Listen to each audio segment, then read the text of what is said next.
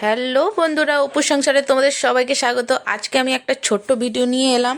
তো আজকে আমি করব এটা একটা খুব সাধারণভাবে পোলাও রেসিপি। তো পোলাওতে অনেক কিছু দেওয়া হয়, তো আমি এতে কিছুই দেবো না, সবজি দিয়েই শুধু করে নেবো। কড়াতে আমি তেল নিয়ে নিয়েছি, আর এখানে একটু এলাচ, তেজপাতা, লবঙ্গ দিয়ে দিলাম, দালচিনি দিয়ে দিলাম। আর এখানে সবজিগুলো দিয়ে ভালো করে নেড়ে চেড়ে নাড়বো, আর ভাজা ভাজা করব।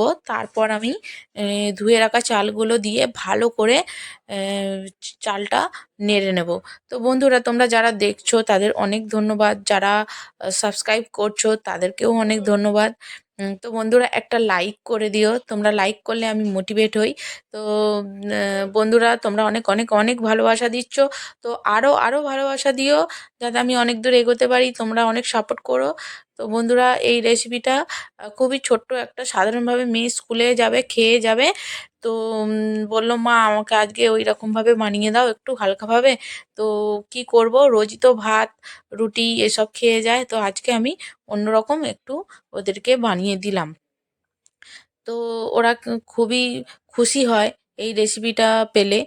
আহ, তো বন্ধুরা, তোমরাও এরমভাবে সাধারণভাবে নিজের বাচ্চাদের, খুব হেলদি ফুড এটা, হালকার উপর দিয়ে তোমরা বানিয়ে খাওয়াতে পারো।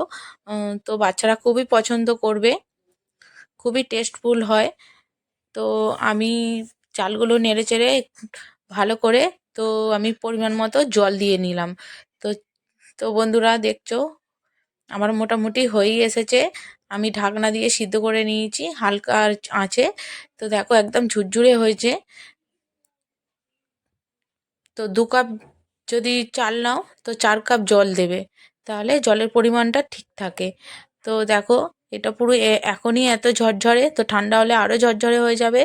তো বন্ধুরা, তোমরা আজকের রেসিপিটা এইটুকুই তোমাদের সাথে আমি শেয়ার করলাম। তোমরা অবশ্যই বানিয়ে খেও, এবং ভালো লাগলে কমেন্ট করে জানিও। এবং এই যে মেয়ে খেয়ে যাবে, তো আমি বেড়ে নিয়েছি। তো চলো, টাটা, বাই বাই। আজকের জন্য এইটুকুই। তোমাদের সাথে কথা বলে খুব ভালো লাগে, তাই তোমাদের সাথে কথা বলতে আসি। তো বাই বাই।